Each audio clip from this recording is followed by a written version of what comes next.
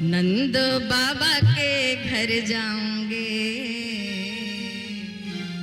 मैं तो, नंद बाबा के घर जाऊंगे मैं तो, नंद बाबा के घर जाऊंगे।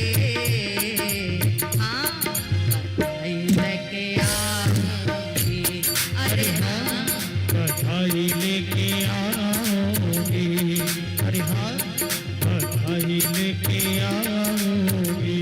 मैं तो नंद बाबा के घर जाऊंगी, मैं तो नंद बाबा के घर जाऊंगी, बधाई लेके आओगी, अरे हाँ बधाई लेके आओगे। बधाई हो। घूमते हुए मस्ती में बोलो नंद के लाला की जय हो।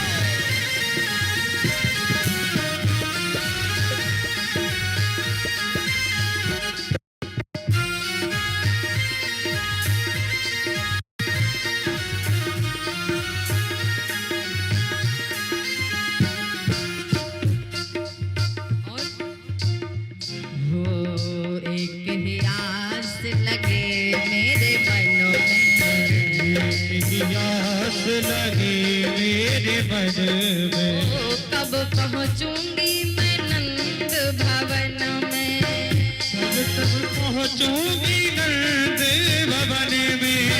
एक ही आस लगे मेरे मन में, एक ही आस लगी मेरे मन में, कब पहुंचूंगी मैं नंद भवन में, कब पहुंचूंगी मैं तो नंद भवन उस में। लाला के दर्शन पाऊंगी, उस लाला के दर्शन पाऊंगी, लाला के दर्शन पाऊंगी, उसे लाला के दर्शन पाऊंगी। बधाई लेके आऊंगी, बधाई लेके आओगी, जय हो।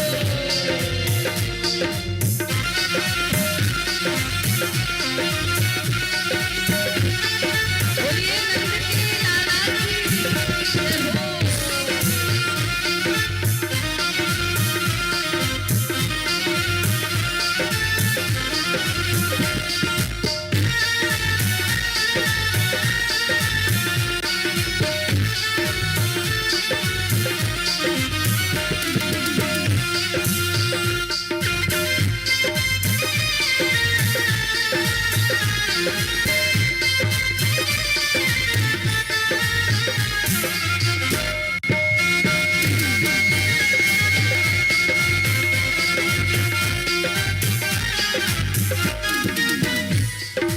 और मैया कह रही है आज मेरो श्रृंगार बड़ो सुंदर लग रहे है।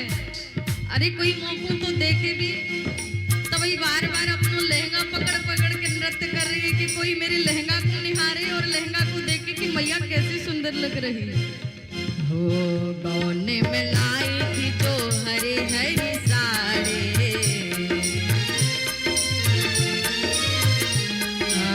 जयपुरिया लहंगावा में गोटे की किनारे, जयपुरिया लहंगा में गोटे की किनारी, जयपुरिया लहंगावा में गोटे की किनारे, जयपुरिया लहंगा में गोटे की किनारी। ओढ़े ओढ़े इतराऊंगी, ओ से ओढ़े ओढ़े इतराऊंगी, बधाई लेके आऊंगी, अरे हाँ बधाई लेके आऊंगी। मैं तो नंद बाबा के घर जाऊंगी, मैं तो नंद बाबा के घर जाऊंगी, हाँ, बधाई लेके आओ। बधाई लेके आऊंगी, बधाई लेके आऊंगी, बधाई लेके आऊंगी। मैं तो नंद बाबा के घर जाऊंगी, मैं तो नंद बाबा के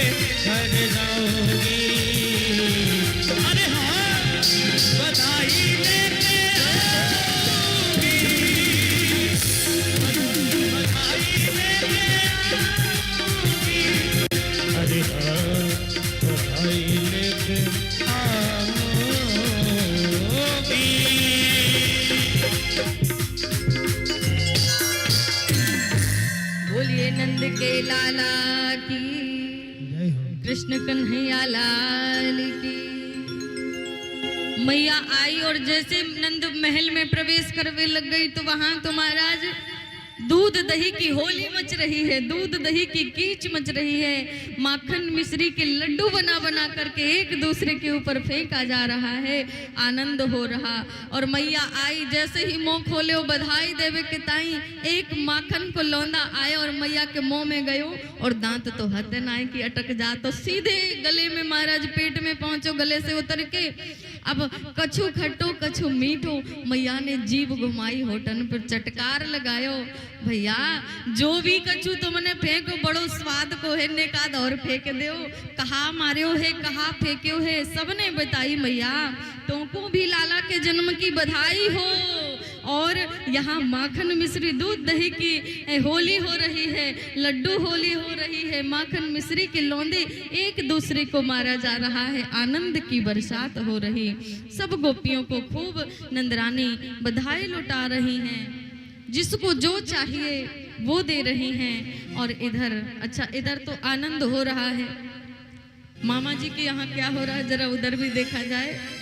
मथुरा में मामा जी ने जैसे सुना था कि तुझे मारने वाला ब्रजमंडल में पैदा हो चुका है, टेंशन में आ गया।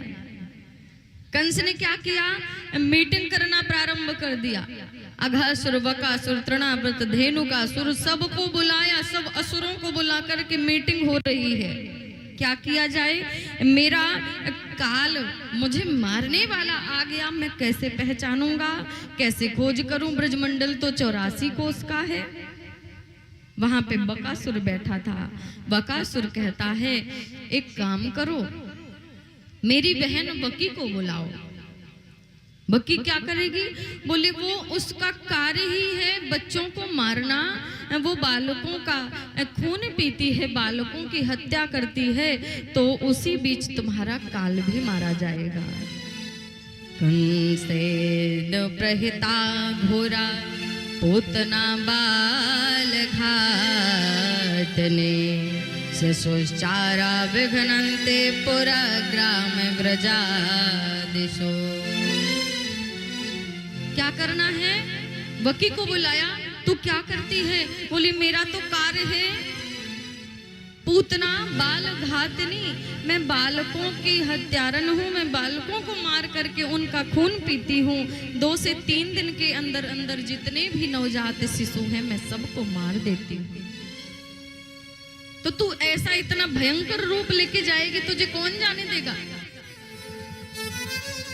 सज्जनों, कल आप राजा बलि की कथा सुन रहे थे ना, ये पूतना कौन है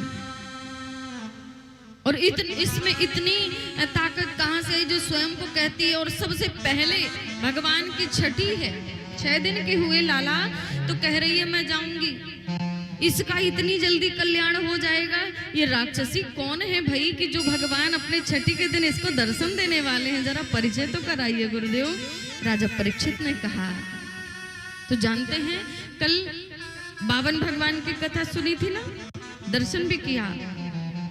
52 भगवान ने 3 पग भूमि किससे मांगी थी, राजा बलि से। राजा बलि की ये बहन है रत्नावली। जब 52 अंगुल की, अच्छा अपनी अंगुल से नाप के देखना, 52 अंगुल का बेटा होगा, कितना बड़ा होगा, कितना सुंदर होगा, कितने बड़े पैर होंगे, कितने बड़े हाथ, कमंडल, छत्र और खड़ाऊं सब कुछ महाराज उसमें ही धारण किए हुए, तो कैसा लग रहा होगा, कल्पना करना। और जो स्वयं साक्षात नारायण स्वरूप हो तो उस सुंदरता के भला, उस सुंदरता का वर्णन ही क्या कर सकते हैं।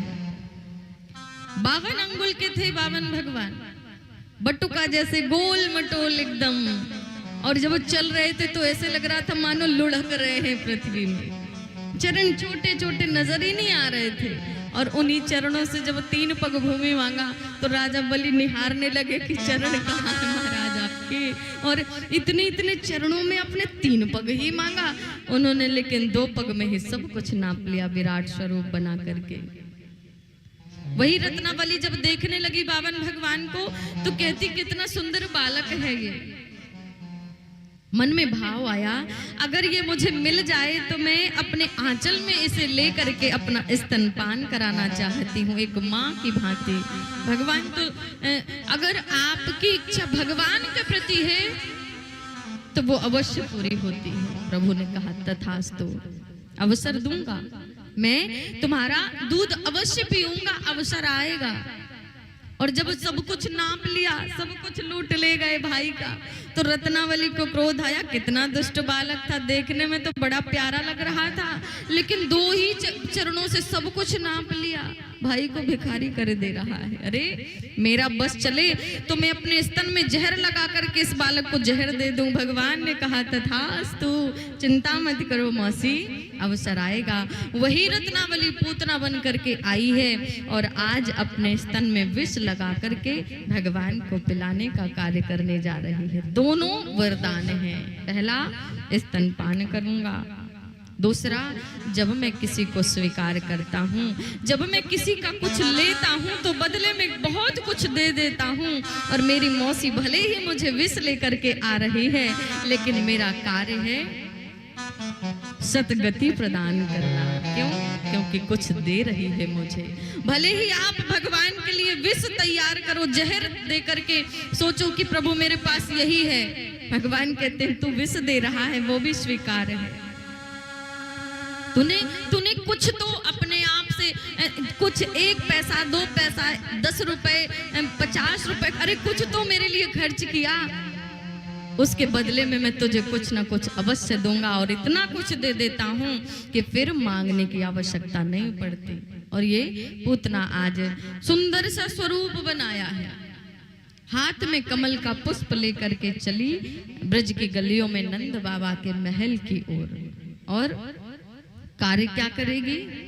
अहो वकेयम स्तन काल कोटम जिघासाया पाए अदव्य साध्वीं लेभे गतिम धात्रयुचितं ततोऽन्यं कम्बा दयालुं शरणं व्रजेम। ये मारने आई है, भगवान को मारने आई है, लेकिन धन्य है हमारे प्रभु कि मारने वाले को भी कौन सी गति दे रहे हैं। जो गति अपनी मैया यशोदा को प्रदान करनी थी ना, वो गति आज पूतना को भी प्रदान कर रहे हैं। कम्बा दयालुम शरणम व्रजेमा। ऐसा कोई भला दयालु हो सकता है क्या? बताइए, ऐसा कोई दयालु हो सकता है क्या? नहीं हो सकता। लेकिन हम लोग क्या करते हैं, भगवान का सब कुछ प्राप्त करने के बाद भी भगवान को भूल जाते हैं, भगवान को ही भूल बैठते हैं। ऐसा